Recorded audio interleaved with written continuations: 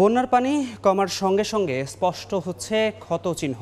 এখনও ডুবে আছে একের পর এক ফসলি জমি। এই মুহূর্তে ফেনীর দাগনভূঞা উপজেলায় আছেন রিপোর্টার আতিয়ার সজল এবং নোয়াখালী সদরে আছেন সাইফুল্লাহ কামরুল। সরাসরি শুরুতেই যাচ্ছি সজলের কাছে। বন্যা পরিস্থিতির কথা যদি বলি সেক্ষেত্রে ফেনীর ফুলগাজী এবং পরশুরামের প্রায় সমস্ত জায়গা থেকে পানি অনেকটা নেমে গেলেও ফেনীর যে সদর উপজেলা এবং যে ছাগলনাইয়া উপজেলায় এখনও কিছু কিছু জায়গায় পানি রয়েছে এবং যে সোনাগাজী এবং দাগনভূঞা উপজেলা যে উপজেলায় আমি রয়েছি এই দাগনভূঞা উপজেলার এখনও অনেক জায়গায় এখনও পানি নামতে পারেনি বা পানি জলাবদ্ধতা তৈরি হওয়ার কারণে অনেকেই কিন্তু বাড়িঘরে ফিরতে পারছেন না। আর আমরা এখন যে ওমরপুর গ্রামে রয়েছি দাগনভূঞার সিলুনি এলাকার সেই দেখতে পাচ্ছেন একটি খামার এখনও পানির নিচে তলিয়ে আছে। শুধু এই খামারটি নয়, এবারের বন্যা আসলে অনেক খামারিকে প্রায় জেলার যত খামারি রয়েছে বিশেষ করে মৎস্য, এরপরে ডেইরি, এরপরে যেমন যে সকল খামারিরা রয়েছে তারা কিন্তু সবাই ক্ষতিগ্রস্ত হয়েছে। কারণ হচ্ছে যে এই সকল বন্যায় কিন্তু সকল ধরনের প্রায় 95% খামারি তাদের খামারে পানি ঢুকে তাদের যে গরু মারা গিয়েছে, তাদের যে পশু ছিল গবাদি পশু সেগুলো মারা গিয়েছে। ব্যক্তি পর্যায়ে যারা চাষবাস করেছে তারাও ক্ষতিগ্রস্ত হয়েছে। এই ক্ষতি যদি বলি জেলায় কৃষি সম্প্রসারণ অধিদপ্তর যেটা বলছে 30,352 হেক্টর ফসলের জমি নষ্ট হয়েছে। এখন এই কৃষি থেকে ঘুরে দাঁড়াতে হলে যারা বলছেন এখন আর তারা এর আগে 2 দফায় বন্যার ক্ষতিগ্রস্ত হয়েছে, এখন যদি ধানের বীজ নয় তারা চাচ্ছে যে জেলার অন্য দেশের যে সেখানে ধানের চারা হয়েছে সেখান থেকে চারা এনে উদ্বৃত্ত চারা এনে যদি ফেনীর চাষিদের হাতে না দেওয়া হয় তাহলে প্রায় 30,000 বা 35,000 হেক্টর জমি অনাবাদি থেকে যাবে, যা খাদ্যে বিশাল সংকট ফেলবে। এদিকে মৎস্যের কথা যদি বলি প্রায় 28 কোটি টাকা মৎস্যে ক্ষতি হয়েছে এবং 20,000 মৎস্য চাষি এই বন্যায় ক্ষতি হয়েছে, তাদের মাছ ভেসে গিয়েছে। এবং আপনাকে যদি আপনার ডেইরি বা বলে প্রাণী সম্পদের ক্ষতি প্রায় 400 কোটি টাকার অধিক। এর মধ্যে যে জেলা প্রশাসন এবং জেলা প্রাণী সম্পদ কর্মকর্তারা যে তথ্য দিয়েছেন এবারের বন্যায় প্রাণী সম্পদ খাতে প্রায় 396 কোটি 9,85,000 টাকা ক্ষতি হয়েছে বলে তারা একটি সামারি করেছেন বা একটি তথ্য লিপিবদ্ধ করেছে, সেখানে এমন তথ্য জানানো হয়েছে।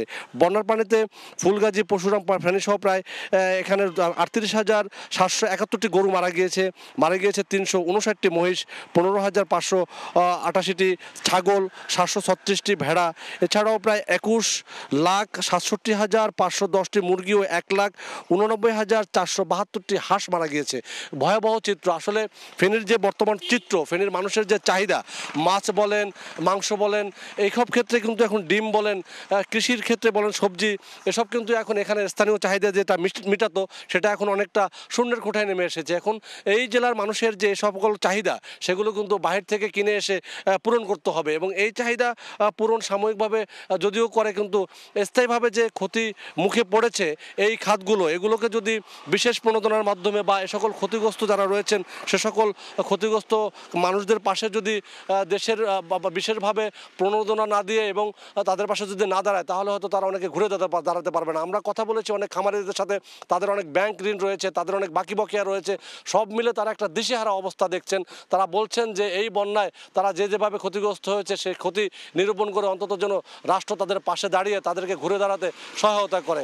আমি বন্যার পরিস্থিতি জানতে আমরা চলে যাব নোয়াখালীতে, সেখানে রয়েছেন আমাদের সহকর্মী সাইফুল্লাহ কামরুল। আমি এই মুহূর্তে দাঁড়িয়ে আছি নোয়াখালী সদর উপজেলার লক্ষ্মীনারায়ণপুরে। এই লক্ষ্মীনারায়ণপুর সহ পুরো নোয়াখালীর 8টি উপজেলার 7টি পৌরসভা এবং 87টি ইউনিয়নের বন্যা পরিস্থিতি অপরিবর্তিত রয়েছেন। এখানে বৃষ্টির কোনো পানি কমেনি। এখানে যে বন্যার যে পানিগুলো আছে সেই পানিগুলো অনেকটা স্থির অবস্থায় আছে, যার কারণে এই আশ্রয়কেন্দ্রগুলো যে মানুষগুলো আছে তারা এখনো আশ্রয়কেন্দ্রে আছে। আশ্রয়কেন্দ্রে থাকার কারণে যে এখানকার তারা বাড়ি ফিরতে পারছে না, কারণ এখনো মানুষের ঘরে পানি আছে, প্রতিটি রাস্তাঘাটে পানি পানি। এর মধ্যে যেমনি এই এলাকার মানুষগুলো বিশেষ করে শিশুরা পানিবাহিত রোগে আক্রান্ত হয়ে বিভিন্ন হাসপাতালে, নোয়াখালী জেনারেল হাসপাতাল এবং 8টি উপজেলা স্বাস্থ্য কমপ্লেক্সে তারা চিকিৎসা নিচ্ছেন। কোনো হাসপাতালে কোনো সিট নেই। বিশেষ করে আমি যদি বলি নোয়াখালী জেনারেল হাসপাতাল, সেই জেনারেল হাসপাতালে আসন সংখ্যা হচ্ছে মাত্র 20টি, কিন্তু সেখানে ডায়রিয়ার রোগী আছে প্রায় 300-এর উপরে।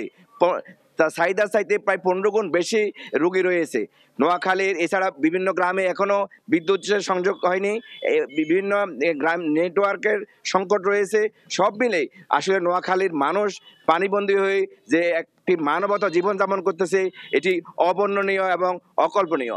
এইখানকার মানুষগুলো তারা চিন্তা করতেছে যে এই বন্যার পানি কমার পরে তারা কিভাবে যে ঘুরে দাঁড়াবে, তাদের কোনো কর্মসংস্থান নেই।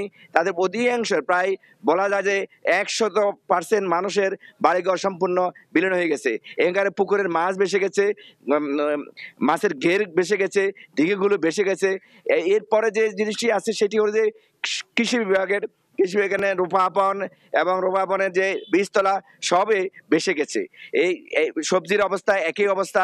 তাই এই মানুষগুলো চিন্তা করতেছে যে এই বন্যার পানির পরে তারা এই কিভাবে যে ঘুরে দাঁড়াবে। এখানকার মানুষের দাবি এই ফেনী, নোয়াখালী, লক্ষ্মীপুরের জন্য একটি বিশেষ প্রকল্প নিয়ে যদি সরকার এই মানুষগুলোকে পুনর্বাসনের জন্য ব্যবস্থা গ্রহণ করা হয়, তাহলে তারা ঘুরে দাঁড়াতে পারবে। আর ত্রাণের যে বিষয়টি এসে সেটি হলো যে এখানকার বিভিন্ন সামাজিক সংগঠন, রাজনৈতিক সংগঠন এবং বৈষম্য বিরোধী ছাত্র সংগঠন সহ সবাই বৈষম্যহীনভাবে ত্রাণ বিতরণ করছে, কিন্তু এই ত্রাণ দিয়ে তাদের বাকি জীবন তো তারা ওভাবে হয়তো পরিচালিত করতে পারবে না। সেজন্য তাদের জন্য পরিকল্পিতভাবে তারা যাতে করে আবার ঘুরে দাঁড়াতে পারে, এই মানুষগুলো যাতে তাদের বসতিতে আবার ফিরে যেতে পারে, সেই জন্য তাদেরকে সেই পুনর্ব্যবস্থা করার তারা দাবি জানাচ্ছেন।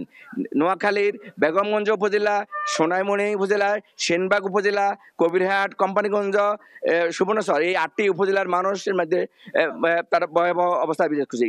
বিশেষ করে চৌমোহনী এবং সাতারবাইয়ার খালগুলো পূর্ণ খনন না করার কারণে এখানকার পানি নামতেছে না বলে তারা জানান। এই ছিল নোয়াখালীর সদর উপজেলা থেকে আমার কাছে সর্বশেষ। বন্যা পরিস্থিতির সবশেষ খবর জানতে আমরা সরাসরি যুক্ত ছিলাম নোয়াখালী থেকে এবং এর আগে ফেনী থেকে।